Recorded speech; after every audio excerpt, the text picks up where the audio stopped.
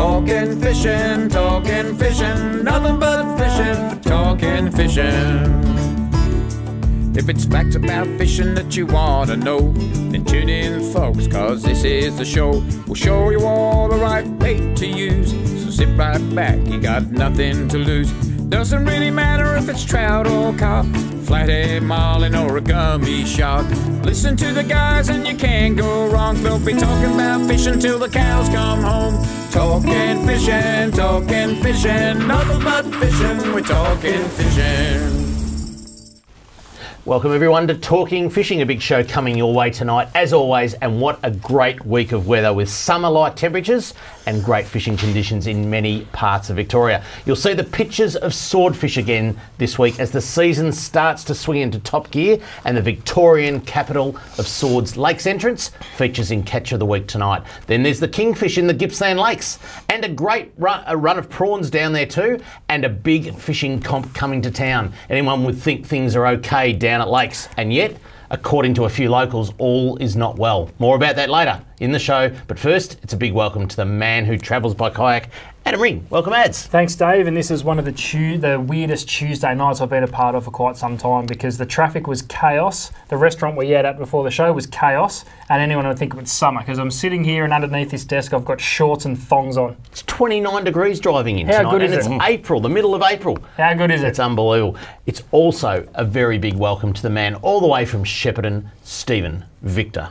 Trelford. Thank you very much, Dave. And obviously I didn't make the call on the wardrobe check tonight because the two guys are in blue and I'm not. Didn't That's get the okay. memo. No. Boys, we spoke earlier just in that intro there about Lakes entrance, absolutely on fire. They've got swordfish, that gantry, that new gantry is absolutely getting a workout now.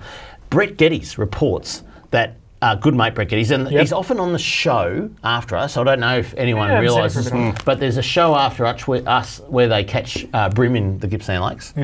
Brett Geddes is often on it. And Brett Geddes reports yellowtail kingfish from virtually the lake's entrance all the way down to Paynesville. That is crazy. And if that's not a good indication of a good kingfish season, nothing is. No, the prawns, everything. Anyway, it's good stuff down there. Plenty to talk about tonight too, boys. We're going to have a look at a new reel from Shimano. We are. Which is going to hit. Oh, it's probably in the stores now. Really exciting stuff.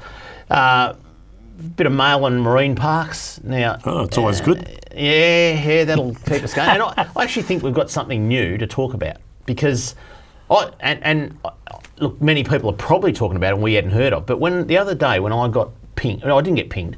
I got pulled up. I didn't have a rod in the water, but I was inside a marine park without a boundary, with an imaginary line on the water.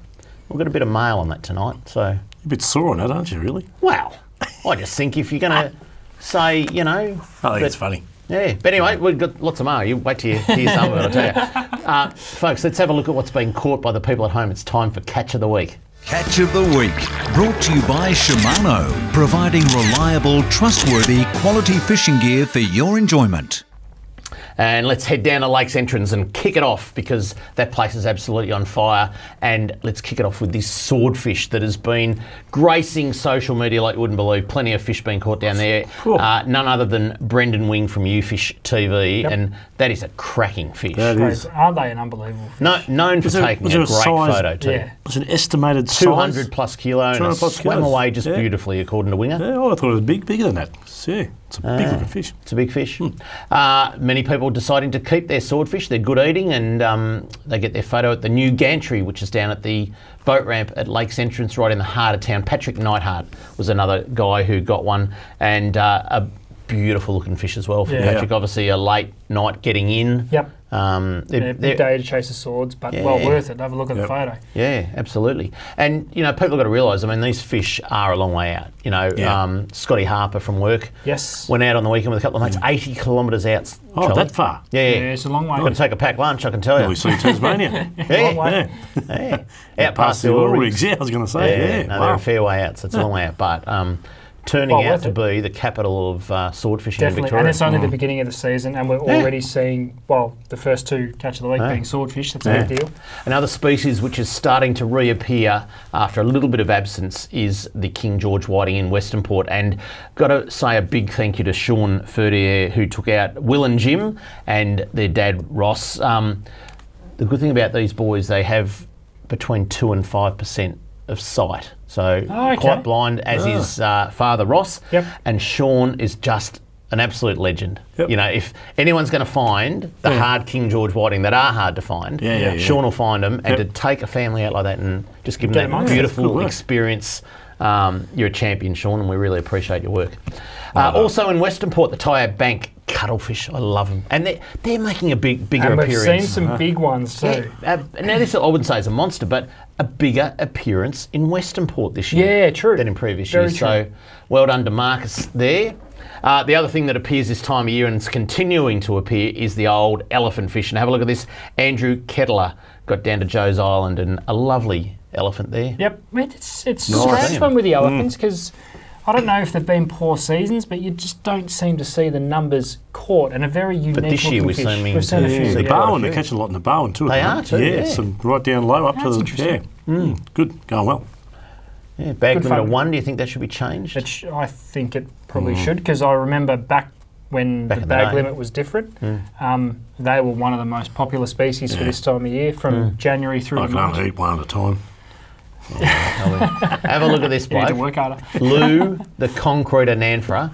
You got a couple of nice calamari there. They've been sitting in his esky for 3 hours before he decided to take a photo. But That's anyway, right. Haven't you're you going to had watch the it. I Tumble reckon if you ever wanted to order some concrete boots, Lou, he's the man, isn't he? Lou, You got the wrong hat on, Lou. You should What's have- that? you got Who was the the wrestler? bandana. Hulk Hogan. Lou, he's got the Hulk Hogan moustache going. Yeah, but you're What's supposed that? to have That's the chopper you're boat. supposed to have the hanky with the 4 knots in it, the knot on each side. The proper concreters have got to wear that. I reckon Like Lou. the old days. Look And at that's the a concrete. chocolate. I It's reckon, chocolate. flat. yeah, and I reckon Lou probably still fishes with a hand line too. He You're probably right too. I reckon. Catches Yeah, them all anyway. that way. Another cuttlefish from Port Phillip Bay this time in Sorrento. Now, John Henwood didn't catch this fish. His lovely wife Liz did, but she wouldn't hold it. And John sent this in and, like said, John "There you didn't go." really want to hold it either. He didn't want to hold it either. But anyway, Yeah, John's that's right. holding the. That's a monster of a cuttlefish. Have a look at that. I think he's that's, pointing at his wife, but that's what you should do. yeah, look at this. Yeah. Wouldn't be a show with Catch of the Week without a lovely gummy shark being shown. Yep. And the females, the a female good one. anglers, Harmony, I think. Is that how it's Harmony? Harmony or so Harmony? different, but I won't. Smith. Yeah, we'll go with Harmony. Gummy shark down at Port Albert. That's a lovely It's a good looking fish too. That's not a lovely little looking gummy. Gummy shark. So So big one's being caught. Yeah. We had some ripper reports down our way. Yeah, that's right. They're going all right in Shepherd? Yeah, they're going well. Yeah, I didn't change the goal. the Goulburn or the Up the broken. Past the second log. I love on the shallow water. That's the boat ramp. on Yakka Over the chunks? bridge. Yeah. Koala. Oh dear. Have a look at this. Now, reports are that there is a school of yellowtail kingfish, and you can see in the background that's around Meetung. It's out. Brett Getty's mate there, because Brett Getty's doesn't supply the names of the anglers. But anyway, he looks all right. He's got Doesn't a look similar like a mo to small king Luna's. either. No, that's not a small king. I No, know. great photo. We saw a photo of a little one that we mistook for a salmon last week in the shop, but that's a decent looking That's a good kingfish inside the Gippsland Lakes. Yep. Nice fish. Beautiful photo too. Yeah, what is? It must be. Oh, I guess Full moon. We've had no rain, so it must be Yeah. very, very salty in the Well, Gippsland that's Lakes. true too, yeah. Yeah, that's right, exactly. That's what it is. Need to divert Get in the there. Goulburn to the Tambo. Yeah, that's right. Think they could do that? Build a pipe. I already have. Use it once and never use it across, again. Trying to give you city folk some of our water. That didn't work. They need to send the water the other way back through the desal plant now. They could be filling up Eildon right now. If that pipe worked the other way, Yeah. they could. Anyway, getting yelled at in my ear. Now, 93-year-old Don Newman, he's going to hang in another 7 years. This bloke, Donny. Donny, he's got a beautiful golden perch at a chuka, but he is. I reckon he's going for the letter from the Queen. Nice. He stretch. will. Yeah. He's got Home 7 stretch. years to go. Home stretch. 7 years to go, and he'll get a letter from the Queen. Who said he had hairy lips? Have a look. Have a look. There you Santa go. Claus. Old Don. He also got a carp. So it was a big trip, that Yeah, it was, two yeah, fish. it was a big cut. If you'd like to send in a pic of your catch of the week, this is what you have to do. If you want to be like me and have your photo on TV, email your fishing pic to info@ifish.com.au. If you want to see Trelly, he's in a restless mood, I can tell you. The next part of the show is going to be pretty fun. But next on Talking Fishing, Fisheries news, including all the info on a new wave screen for Mornington Pier, right after this. Talking fishing. We know what you'd rather be doing. We know what you've really got in mind. We know you'd rather be out fishing. And today's the day you're gonna wet a line. 'Cause every day's a good day. Stop wishing. Every day's a chance to drift away. Drift away. Every day's a good day for fishing. See it down and tackle world today. Talking fishing, nothing but fishing. We're talking fishing. Live from the studios of Channel 31 Melbourne, it's now time for some very fishy news. And just before we get into the big news for the week, there's some breaking news, boys. Some breaking news. We're out of stubby holders. That first batch, we only advertised them last week. The first batch of stubby holders has sold out, and someone there pedaling away on the bike, generating the electricity to make new stubby holders, and they'll be a week or two, I reckon. Yeah. Anyway. They haven't got it's in the mail, all right? No, everyone. I think everyone's got them. They, Really? old Kevin, he tracks everything. He Really? can see them on their webcams. He hacks into them and watches people unwrap their stubby holders as they got get a camera. delivered. Yeah, right. So Kevin can do Oh, anything. God. Our Stubby producer. holder. But anyway, what I'm looking at, this pile here. News. Mornington Pier. Now, it's been in the news over many years because they rebuilt it and it took them 8 years. And then the wave screens that they had bolted on the side, they fell off in the first year. Anyway, the big news is, have a look at this, the big news is that Mornington Pier wave screens are going to return. Works have commenced to reinstate the wave protection system on the ocean side, well, it would be the bay side of Mornington Pier, to better protect the pier from significant storm events. The initial works include the installation of a steel frame. Hope that doesn't rust away. And drilling 120 new holes for supports. Do you reckon 120 is enough? Oh, probably the size of that stubby holder. A bit like a Meccano set. The wave screen panels will then be fixed to the Mornington Pier in later. Imagine if they did big steel frames and then the whole pier just fell over. I shouldn't take it. Anyway, engineers have redesigned the wave protection system to ensure better protection of the pier from future storm events. The original wave screens were damaged by 2 major storm events in July and October of 2016. So anyway, Why don't they just... Don't worry about these wave screens. just put rocks Why there. don't they just build a nice big rock wall, Yeah. make it a protected harbour, Put wood on and the we all top. get on with it? Yeah. All right, I've got to keep reading this. The works have been scheduled to avoid peak visitor times and for periods when wave and wind conditions are safer. As part of the process, divers will also clean up the seabed and remove any old steel or debris in the water. The wave protection system is expected to be installed by June 2018 and will probably fall off in October. No, it doesn't say that. Subject to favourable weathering conditions. There you go. Designed by a ferry maker in Thailand. Telling you, rock wall, solve all the problems. Oh dear. All right, number 2.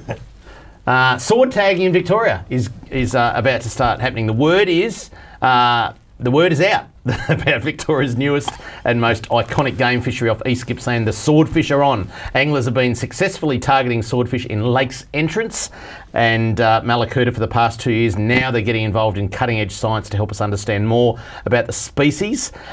Dr. Sean Tracy of the Institute for Marine and Antarctic Studies will be heading out with recreational anglers to attach pop-up satellite tags for swordfish after capture. Using a satellite system, the tags record depth, temperature and track the movement of the fish. Once the tag has finished recording data, it will detach itself and pop up to the surface. That's pretty tricky, isn't it? Swim back to Tagging will begin as soon as the swordfish make their appearance around now until May. The research is funded by your fishing licence fees and essential for sustainable management so we can continue to enjoy fantastic Victorian swordfish in the future. I love it. Pretty good project, that. Yep, I like it a lot.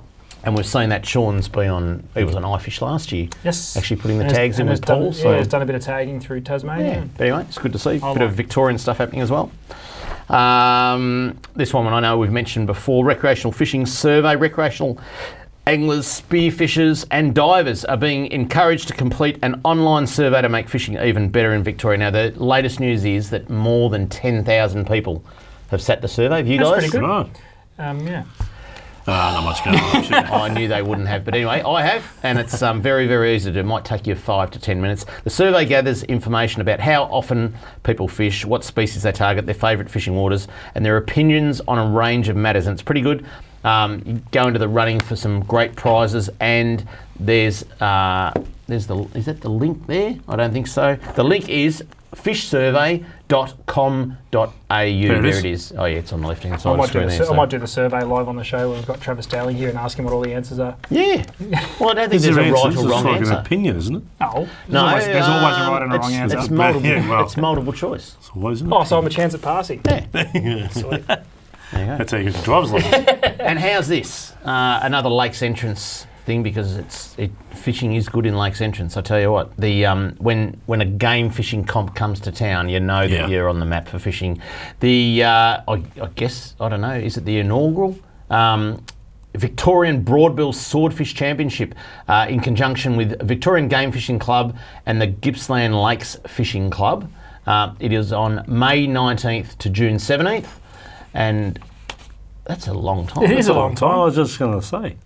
Yeah. Accommodation it could must get tight. Yeah, well, you've got to stay there for a month and go fishing. I do that. wouldn't mind that. Yeah. More details coming soon. It's only just put it in your diary. May 19th to June 17th. It's going to be a big comp. We will have details as they come to hand, boys. So. Beautiful. Lock that month away. I wanted to just mention the next 3 weeks, we've got a special guest on every week. So next week, Paul Hamer, who is the scientist who does all the recruitment surveys. So when I say that, he goes in with, we'll let Paul explain next week, but he virtually goes into certain areas, collects all the baby fish that were born last spawning season. So he's just done snapper in the recent weeks, and he counts them. And he does the same experiment to the dot every year. Yep.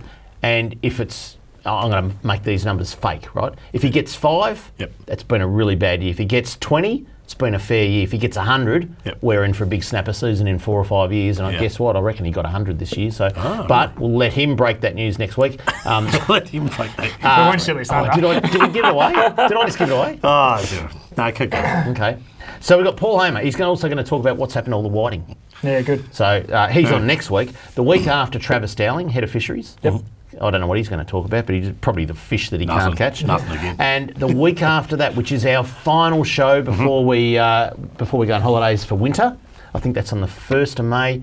Corey Green, Dr. Corey Green, who's been doing a whole lot of research on yellowtail kingfish, and he'll also update us on all his calamari stuff as well. So we've got 3 very big shows coming up. Just thought I'd mention that. Just throw it out there. Now, boys, I was talking about we've made Facebook. What do you mean we've made Facebook? Well, we're getting talked about on someone else's Facebook page. Oh, again. Well, I only read this. In what context? I only read this in detail, but this is from the Gippsland Lakes. There's a Facebook page which I'd like everybody to go over and like. I think it's it's not even written here. I think it's called something like "It's About Time Netting Was Banned in Gippsland Lakes" or something like that. It's a Facebook page. Yes. But they talk about our show, and I'll read you a bit of this. On the 27th of March, Lisa Neville, Minister for Water and Police, appeared on Channel 31's Talking Fishing program to espouse the end of commercial netting in Corio Bay and the Labor government's achievements in other fisheries and waterways. We were actually wondering, as we watched it, who in fact was the Minister for Fisheries. Well, I'm sorry, but I'd expect this would have been pulled down because the facts are we introduced her as the Minister for Water, and every topic we talked about was water related. Correct. So I don't know how you could be confused as to who the Minister for Fisheries is. Talking Fishing is hosted by David Kramer, and he has lobbied for the end of commercial fishing in a number of fishery spots, including Corio Bay. We wonder why he's not doing the same for the Gippsland Lakes. Well, Charlie, you were there. We were in Daniel Andrews' office. Correct. We work weekly on these issues. It's very, very clear on our Facebook page at Future Fish Foundation. As you're a director of AFTA, you're doing a fair bit of work on it. Yeah, there's always So comes I up as a just, subject. I just reckon people need to put the... If one of the problems was with the Cryo Bay and the Port Phillip Bay thing was that the groups didn't stick together. And eventually they did, but That's there was right, a couple of groups. Remember that meeting we had? It was in Pat Levy's office. We tried to get Verfish, Fockbag, Future Fish, AFTA... Oh, yeah, sorry. Yeah. Friends of Cryo Bay Action Group, Fockbag. Tried to get them all together to sing out of the same hymn book. And the biggest thing is, if people don't want to sing out of the same hymn book, what happens? Well, it becomes disjointed, and then the government don't want to talk to you, basically. Yeah. So you can't get your message across in the right, strong manner. Yeah. So just because you don't have direct, what we're doing day in, day out, how can you accuse us of why we are not doing the same for Gippsland Lakes? Yeah, when I was we're working definitely our on butt off in our volunteer time, Trelly, to push for Gippsland Lakes nets to be banned because enough is enough down there. And it definitely was on David's list in the Premier's office, and it was basically passed and accepted as an issue. And weekly conversations with the powers to be about it. So anyway, I guess as a lobby group, and I'm not, people need to start the lobbying, and we said that many, many months ago. What happened at Geelong, the Fockbag? Well, they organised themselves. In the end, they organised themselves and they presented the evidence, in a mannerism to certain people, and that those people then extended and became a concerted front that actually come from different sides to government and other leading bodies to make their issue known clearly. That there was a broad front that was very concerned about what was going on. We marched through the streets. Correct. They organised the football club for several meetings, public meetings with the PA systems and all that. This is what needs to happen down at Lakes, and everybody needs to get together. And if you don't like netting in Gippsland Lakes, then you need to stand up, and a group down there needs to be organised and start organising these rallies, these meetings, get the anglers down there and do something about it. Don't bag people, don't bite the hand that feeds you, because we'll get nowhere with this fight. If people power come together, we will get the nets out of Gippsland Lakes, because it's enough's enough, Trelly. It does have to be in a constructed way. That's the thing with this message. So people don't listen to you if you get all angry, and you lose the ability to communicate. Yep. Up next, product of the week. We take a look at a new reel by Shimano right after this on Talking Fishing. Talking Fishing.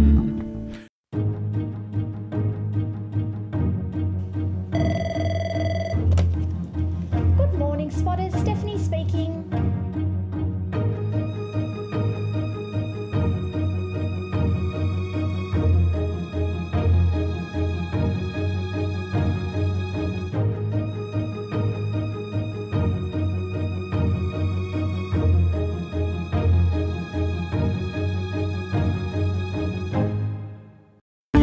Product of the week, brought to you by Tackle World. Talking Fishing. Now, I've been lucky enough over quite a long time now to be working with a product range from Shimano, like I said, for a very long time. And what I've noticed with these guys is they produce the entry-level and accessible gear to everyone in the highest possible manner, and the new Shimano NextSave is no exception. So basically what these are, they're an entry-level to, I guess, low, mid-level reel, which is a very stacked range and, of course, everyone's gear. But what separates this is you start to see the technologies of the bigger and better reels start to filter down in a much more affordable price point. So fellas, we've covered a lot of reels. You guys can't handle not being part of a conversation, can you? Absolutely got no idea. Oh dear. Jeez, Charlie. Oh dear. Keep going, keep going. The Shimano NextSave. Camera 3, you've got to look at camera 3. They run a 1,000 through to a 5,000 size. So a couple of introductions of size reels that have been part of the range and are now a staple that we haven't seen for a long time. It's the 3,000 and the 5,000. So this opens you up everything from Gippsland Brim at Lakes Entrance, Dave, all the way through to a 5,000, which is more than capable of some of those smaller Kingfish, which you also see through Lakes Entrance, Dave. So, fellas, I'm going to open this up because we've talked a lot about reels over the last however many seasons we've been doing this. Now, I just want to run through... Looks a bit like a Saragossa. I want to run through specs at you. Apart from the crazy cosmetic, because they look very, very nice, If I told you a reel that's sat at around the $100 mark could pull 8.5 kilos of drag, which that 5,000 can do, Dave. Yeah, there you go. You probably wouldn't believe me, but I'm telling you, 8.5 kilos of drag out of that 5,000. Trelly, you've got the 1,000. So the brim fisherman, the trout fisherman, that pulls 3 kilos. Now, it doesn't sound a lot, but in a very small and compact reel like that, it is a big deal. So we've covered... I've got a question for you. Why is Shimano bringing out, in a lot of their 3,000 and 5,000 models, compact? Well, compact basically is referring to the body size. We generally get it confused with a spool size, thinking that basically it's a X size reel with a shallow spool. It's not the case. The compact actually refers to the body size. So a compact 5,000, which you've got there, Dave, is actually basically the size of a 4,000 with a bigger spool, a deeper spool, allowing more line capacity. So it's basically making a bigger reel and jamming it into the body size of the reel below. So a compact 3,000. Yeah, a compact 3,000, is a and in some 2,500 models, size. a 2,000 do have a shallow spool. They do, and that's another variant in which they do add. So the NextSave range do not have shallow spool models. We've covered Sedona before. Their 2,000 size is actually a shallow spool. So it's the same size as a 1,000, but it has a shallower spool. Not the case in this. Listen, it is getting very confusing because basically what's happening as technology advances, we're seeing product built specifically for specific purposes. That's not the case or the purpose with the NextSave. This is a very good entry level to mid-entry level reel. So all the little finesse bits and pieces and stuff that's a little bit fancy in sizing is not the case. It's a 1,000 through to a 5,000. Now, these don't have Agani gears. No, they don't have. So this is basically the highest range of Shimano reel you can buy before you get to Hagani. Yep. So what have they got in place of Hagani gears? Well, it's basically HG. just... What's that? HG. What's HG? No, that's high the gear gear. ratio. Oh, sorry. Yeah. So basically what you get, you start seeing improvements in drag, you start seeing improvements in, I guess, water penetration, the lack thereof. Yep. You're getting the Lack bits and thereof. pieces. Well, So they've got un-Hagani gears, haven't they? If they haven't got... Well, if they haven't got Hagani gears, they've got un-Hagani gears. You're right. Or lack thereof. Yeah, we're trying to confuse you. Anyway, Shimano NextSave, do yourself a favour, pop in and have a look. They're a nice reel. Because they are a nice reel for their price point. Yep. And they're a bit of a jack of all trades. They are. Yeah, NextSave's been around for many years too. They have been around but it's been a long time since we've seen a significant upgrade. Cosmetic upgrade, and they do look like a mini Saragossa. Yep. They have a complementary rod too, don't they, in their range? They do. Rods, which go very well with them. Correct. They complement them. That's true. Yeah. Is that it? What sizes do they come in? 1,000 through to 5,000. So Yep. 1,000, 2,500, 3,000, 4,000 and 5,000. There you I go. think that's the worst product of the week you've done so far. Oh, it didn't make it very easy when you two were piss farting around in the background. All right, let's get on to some serious stuff. Trelly, Lake Eildon, dropping at a rate of knots. Knots, yeah, about 4 inches a day. Still going. Yeah, still going. Irrigation, going mad. Yeah. Hasn't rained. Everyone's wanting to flood their paddocks and water their fruit trees and things like that. Yeah. South Australia even needs some. Do they get to a limit where they, do they have a quota for irrigation, and then does it slow down? Like, when does it happen? Because, 29 degrees, I think it was a bit warmer up north today. Yep. Obviously, the fruit growers need water. Is there a cut-off point where they go, hey, fruit's all grown, it's autumn now, the leaves are falling off the trees, no more water down the Goulburn? Yeah, the trouble is with the horticulture industry, you always got something coming on to season. So we've still got a few of the apples coming on. Water their alpacas or something in June, do they? Right. Yeah, exactly. So there's always sort of something on, but this year we'll cut short as far as getting down those real low levels. They will have a bit of holdback in Lake Eildon itself, which is good.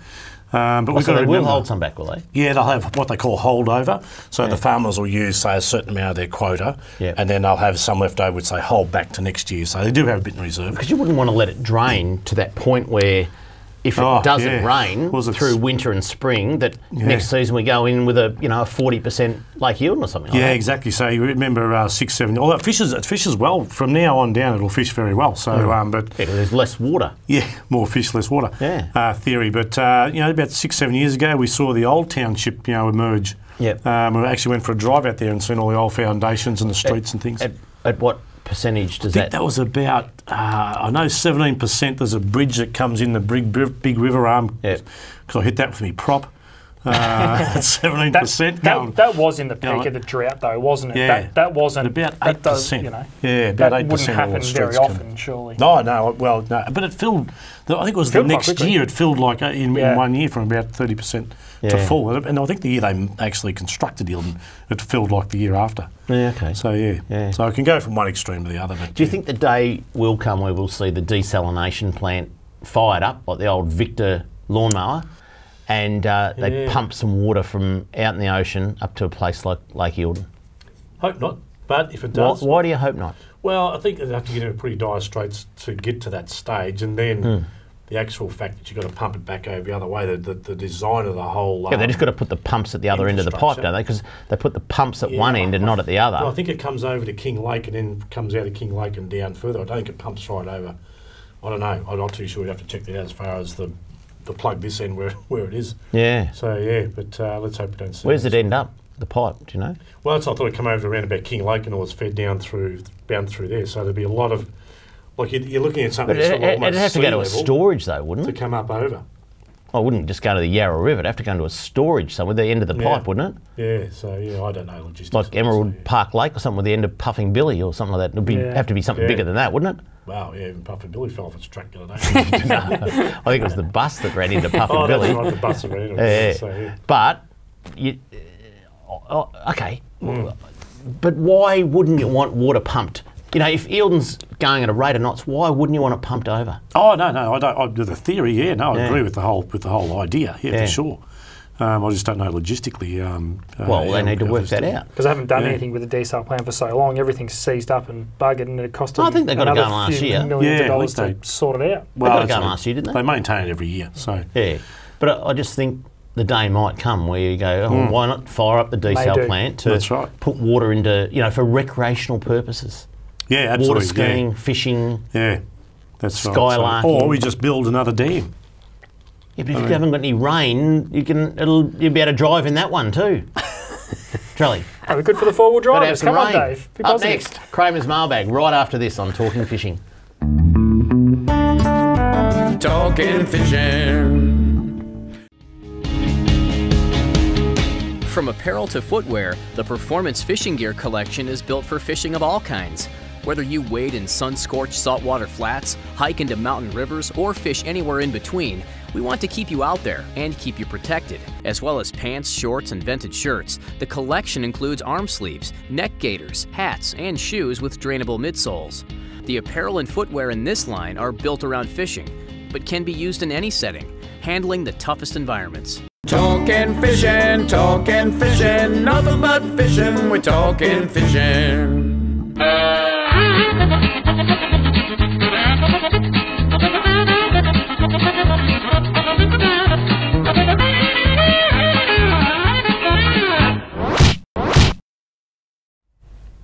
And a bit of mailbag this week, boys, I can tell you. First one, let's get right into it. Connor Casser sent us this photo.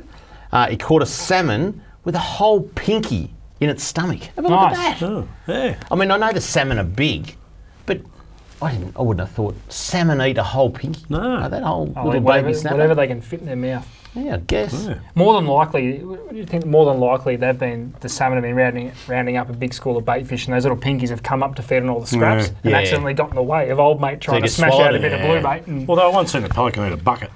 That was pretty good. Yeah, but pelicans aren't the most intelligent thing. Neither a salmon. All right, let's keep going. This was sent to us from our good friends over at Tackle World Port Lincoln, Shane and Alicia. And it's Shane was on the show, not Yeah. Hi, Trelly. Received this photo today of a 25 kilogram Samson fish caught on a Shimano black adder. Oh, that's right. With a Sienna reel. Caught by Matt Brands. Well done, Matt. But for those that don't know, Trelly, you designed that rod with Shimano for your native species, like the cod and the yellow belly and that. And here it is being used over in South Australia on a 25 kilo Sambo. It's a 3 to 5 kilo redfin rod. There you go. It is. That's what it is. The Blackadder. Yeah. Some might argue it's a 25 kilo Samson rod. Yeah.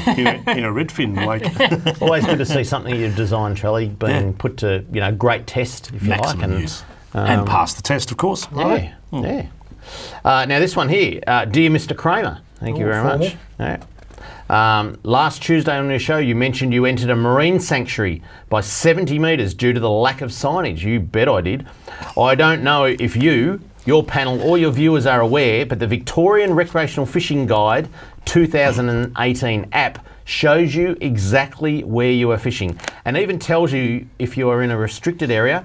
Please see attached for what I mean. I think we've got a photo here.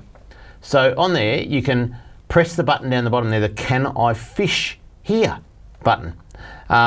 This might be a good piece of info to share. The Vic Fishing app is free and a pretty useful resource. Now, thanks for sending that. It says here, what's his name? Arthur. Now, Arthur, you need to realise just one very important thing here. Dave's what we commonly refer to as a senior citizen. He's not quite sure what an app is. So we're kind of fighting an uphill battle. Can't get it on the old Nokia. Hey? The 3310. His printer doesn't work out there either. Kevin, the producer, today, want to know why I didn't print something out tonight off my phone. Yeah, that's right. I reckon I can work that out, let alone what an app is. The problem I've got here, boys, in all seriousness, the problem I've got here is that when you're out there and there's 100 boats around you and a little bit of chop, and you're wanting to put a bait in the water and you want to catch a kingfish, right? You're in 50 metres of water, you're looking at your sounder, you're looking at your GPS mark for your drift lines of where you've just been. The last thing I want to do is go to my phone, look up the app and hit a button, Can I fish here? Because you know what? If I'm not in the markers, I say, yes, I do want to fish here. So... The app could save you a bit of money, though. It could, but my argument is, we'll keep going. Let's listen to a few other people because I've got the same argument. This one is from Lee. Lee writes, Kramer, totally agree about the marine park you mentioned. I've been on the Vic Coast fishing for 38 years. Myself and a good mate were boarded at the same spot as you told, and up front they got forced to pay $280 each or face court. But to this day, we really regret not challenging, as I really believe we were not in the marine park. We were at least 70, 80 metres out of it. So that's what I'm saying, is that there is no physical marker for the marine park on the Point Lonsdale side. And I just think if they're going to ping you, this day and age, should be marked. This day and age, an imaginary line doesn't cut it. No. Yeah, Dave. Now we have a bit of fun. We have a Get your app. we have a bit of fun and say get your app and whatnot, but imaginary lines don't cut it. Let's keep going. This one's from Phil F. While watching the show on Tuesday, you mentioned how bad the signs and markers are around marine parks in Port Phillip Bay. Well done, my friend. I have had numerous conversations with parks and fisheries officers at shows and on the water, and none of them will acknowledge that there is a lack of signage. I agree with having marine parks as a safe fish breeding habitat, but they also need to be more clearly marked with more yellow poles in the water so a clear line can be established. I have been in exactly the same situation as you mentioned, but received a formal warning in the mail, which goes on your record for good. This happened with my son on our very first fishing trip after buying a boat around Point Cook. Maybe with the power of the media, a campaign can be started to have more yellow poles in the water installed. Love the show and keep up the good work. Let's have a lobby for more yellow poles. Yellow pole lobby. Yeah. Let's have a march on the streets for more yellow poles. Last one here. Hi David, Adam and Trelly. Love your show and have had pics of Catch of the Week on before, which was cool. What I don't love is people reversing their boats with their headlights on.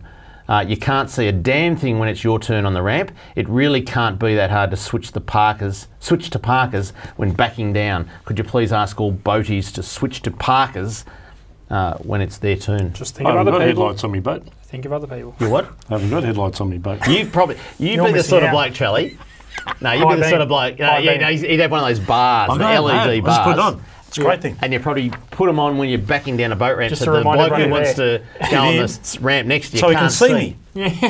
Yeah. Can up see the Murray. Can see you from the moon with those light bars on. Or up the Goulburn. Yeah.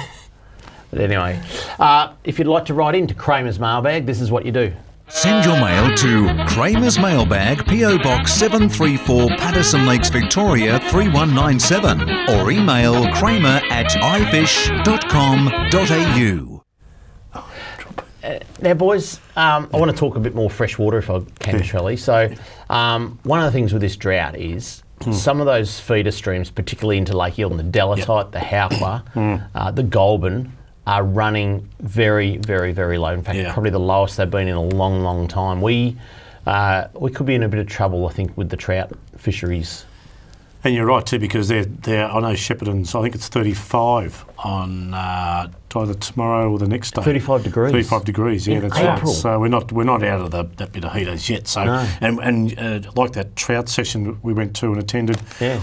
You can see the effect of the temperature on the water once they get to about, I think it's 21 degrees or something, start turning their toes up. So so if you've got very little flow and you've also got 35-degree temperatures in April, that's not good for trout fishing, is it? No, that's right. Yeah, we can only hope. You know, there's not much rain on the radar either, so you can only hope that we're going to get a bit of a downpour or a bit of relief as far as temperature-wise. Yeah, it is a concerning factor. Yeah, that's for sure. Absolutely.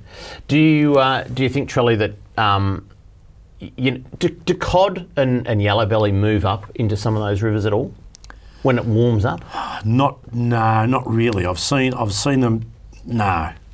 No, they'll stay in the deeper water. Okay, so tell me, why are they in the Goulburn River and not, say, in the Hauqua then? The cod? The cod, yeah. Yeah, but you probably find they'll be certain way up the river, but they won't be up as far as any sort of like white water runs and things like that. I've never seen them or heard of them up there. You get your trout and you get your, perhaps a odd mackerel or a carp, but not so much cod or yellowbelly. So what about, there's many bits of work going on around the state, fish ladders or fish passages, if you like. Yeah. Some of them are for cod, aren't they? Yeah, absolutely. Yeah, there's some fish ladders down on the Murray River. Now, I did see a picture there a couple of weeks ago, and it had a number of cod over a metre in it. Like this was like, I think it was like 8 to 12 cod over a metre in this fish ladder. Now, in a fish ladder, does the fish need to jump, or is it? Pretty much no. It's a swim exercise. So they swim up through a sort of system. Then they get into sort of like a holding pool, and they can sort of raise and lower the water levels in some of these holding pools and things. So worked very, very well. But gee, some of the big cod that's been just lately has been amazing. Yeah. It's all good stuff. And there's just get onto the Victorian Fisheries Authority's Facebook page if you can, if you're not already on it. Like the page, because some of the information. There was a post, I think, in the last day or two about some logs that were like 6 foot in diameter, going into rivers for cod. Big hollow logs and all that. Some of the work on habitat is just fantastic. Yeah, it is. There you go. Coming up next, this week's Hotspots. We'll be back shortly on Talking Fishing. Talking Fishing. G'day, Callan here from Paul Worslam's Tackle World Cranbourne. Supercharged batteries have been supplying maintenance-free marine batteries since 2001. The Seamaster Gold range is second to none, delivering superior starting power and reserve capacity. No need to top up with water, truly a fit and forget battery. With up to 2 years replacement warranty, you know you have quality. Your battery is your lifeline. Without it, you're dead in the water because it's bloody hard to push start. I've got a Seamaster battery in my boat. Make yours a Seamaster Gold today. Talking fishing, nothing but fishing, we're talking fishing. And now the segment you've all been waiting for. Hotspots, brought to you by Seamaster Batteries. Make yours a Seamaster Gold today. The all-important hotspots, where to go this weekend. And boys, I think we've got some, I think the next couple of days are well into the high 20s, and then a little bit of cooler weather and maybe a little bit of rain this weekend. But we spoke a couple of weeks ago about as that water temperature starts coming down, and it certainly is. It's in the 19 degrees, and in parts of the bay it'll start to cross into 18 degrees. And that means the snapper come on the chew in a big way again, just like they do in October. And our number one hotspot this week, if you want to go out and get a big snapper, Morty Alec, 17 metres, boys. Nice, write it down. Yeah. Pretend it's snapper season and do everything you would do in October or November. Go and do it now, because there is some good snapper out there. I don't know if you saw on social media today ads, but there was some big fish. I reckon they looked 8 or 9 kilos. Yeah, well, I guess that's the big thing with the winter snapper fishery. The fish are generally quite large. I mean, we saw a couple of weeks ago to Mornington that were all 6 and 7 kilo. Yeah. You don't see many 1.5, 2 kilo fish that you do see in November, they all seem to be in that 5 to 7 kilo bracket, which is gold. Yeah. The next one is absolutely on fire for calamari at the moment, the Pinus Channel. They are in all areas of Port Phillip Bay at the moment. I was going to say, you should just do one big circle in Port Phillip Bay. But I know some guys, when there has been some finicky days where they're hard to catch. You can see them, they're hard to catch. The guys fishing the Pinus Channel are absolutely cleaning up out there. And big? Average size, good eating size. You know, they're not small, and it certainly is a real hotspot at the moment. But like Ed said, Swan Bay, all around that Geelong area report. So it's just, I don't think there's one report coming in that doesn't include squid at the moment. Probably one of the best seasons we've seen in a long, long time. And, excellent. We mentioned earlier on in the show that in 3 weeks' time, Dr. Corey Green from the Victorian Fisheries Authorities Research Branch will be on the show, boys, and he's going to talk all about calamari and all about kingfish. So it's going to be pretty exciting having Corey on the show in 3 weeks' time. Let's head over to Western Port, and more of these things are showing up. The cuttlefish and the calamari on the Tyab Bank. Again, this is like July, August, when you go and target the Tyab Bank or the Quail Bank. Do everything you do in those peak times right now because the Tyab's on fire. Yeah, that's right. And we know Western Port is, I guess, a place that's fished largely at night time too, and though we have had a funny season on the whiting, a lot of those fishing under the cover of darkness are finding good whiting catches, which is a little bit irregular, but it hasn't been a normal season. So get into the shallows, you're only fishing 2.5 to 4 metres of water. Have a poke around in there at night time. Big squid jigs for those calamari. Dave, you were using those big ones there, I remember there a few months ago. Yeah, look, do you know what? Quite tidal up there, I often never deviate from 3.5 now. Many years ago, not many years ago, 5 years ago, it would have been 2.5 or nothing. The others seem to be big. Now it's 3.5 or nothing. They're just aggressive things, eh? It's just really changed. So the next hotspot, I tell you what, King George whiting, they're off Tankerton, which is on French Island. And there's some good whiting around Sean Fertier, as we saw earlier on in Catch of the Week. Got some beauties around this area. And it's just like a late run. I don't know why they weren't biting 2 months ago. Funny. Hard to explain. You know, some people didn't catch a whiting in January and February. And now it seems that there are a few around, and Tankerton's one of those places. So if you want to get over to Tankerton, have a go at the King George whiting. It's pretty good. Let's head to the west of the state now, and a couple of mates have been fishing down there. Michael Buxton, who's the chairman of the Future Fish Foundation, he's been down there at Portland. And that's our next hotspot, Portland. The southern bluefin tuna are there, and they're in good numbers, and they're all around that 15 to 20 kilo mark at the moment. No barrels? Not yet. No. But it wouldn't surprise me any day now. Sometimes the people that catch barrels early, Trelly, are cagey. Cagey. They don't want to tell too many people. They'll keep the boats away. So maybe 1 or 2 have been caught. I don't know. But they'd be cagey if they were. So. And we don't really have a bluefin season anymore. It just goes. Sure, it's just a matter of when the barrels turn up, though, because they'll be there for X amount of weeks, and then they'll be a couple of months later they'll be there. Sort of big ones eat little ones. Tuna, like Murray Cod, the big one will eat a little one. Big tuna will eat little ones. I reckon. Yeah, there you go. Especially at a place like Portland, where you do get a large population of those, 5 kilo, 10 kilo. That's why I didn't give animals a voice. There you go. What was that? Suppose. Well, big ones eat little ones. Lakes Entrance is the last one. Swordfish is the capital. I know you've got to go a long way out. If you haven't done it before, go with someone who has done it before, because it is a long way out. It's a very different style of fishing. A very technical style of fishing. Yeah, and pretty soon we'll be offering some tuitions. Notice on your map. Yeah. Sorry, I'm going, buddy. Notice on your map, is that off the drop off? Is that what sort of depth are we looking there? 500 metres. 500 metres. So just pick it up on the map on the screen there. It's got that big dark blue. Well, there's basically a series of canyons, underwater canyons out in Lakes Entrance. But 500 to 600 metres is the depth that people are dropping. Amazing. And even the rig is something that's you've got to know what you're doing. And Scotty Harper fished down there, and that's right. We had a discussion about how many bricks do you use as a sinker? Oh, really? 1, 2 or 3? You could probably bring one in, show the guys. Well, we can. Plenty of them. Yeah, we've got plenty of bricks, so don't worry about that. But the idea is that you put a brick down with a bit of 6 pound line hanging off the bottom. Yep. And then when it hits the bottom in 500 metres of water, you snap it off. Okay. So you're using predominantly braid for most of your line, bar the top shot. But you've got to snap that 6 pound. I know in the early days when Paul Worsling was catching them, I think the technique's probably changed a bit, and people are finding some easier things to use. But, but he spoke of trying to snap that brick off from 500 metres of line. It really takes a lot of effort. Yep. There you go. Do you reckon one day the oceans will drain and they'll find all these bricks? Might find a brick wall. like imagine, I think they'll find a lot of other things like shopping trolleys too, and people. Also people. Because you imagine, like, in parts of the world, I'm not really into, what do they call it? Where archaeologists, where they, they'll find what's inside the pyramid. Yeah. Imagine if Port Phillip Bay drained. And they go, why would all these shopping trolleys be here? Was there a shopping centre? Yeah, it'd be a lot of wharfies with probably tyres around their necks. Oh, Lou the Concreter. Lou the Concreter. Signed on the concrete boots.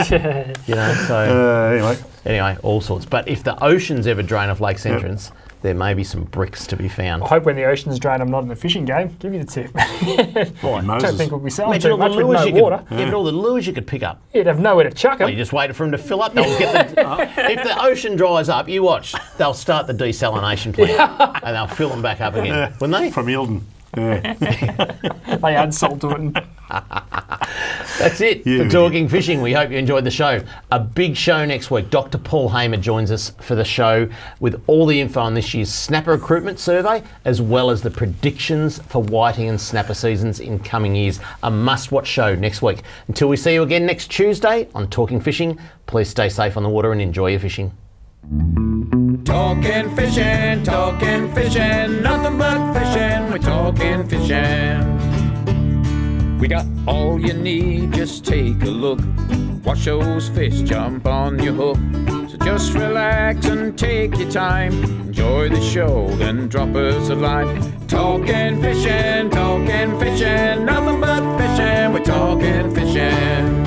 Talking fishing, nothing but fishing, we're talking fishing. Talking fishing. Have a good weekend, Mr. Walker. You too, son.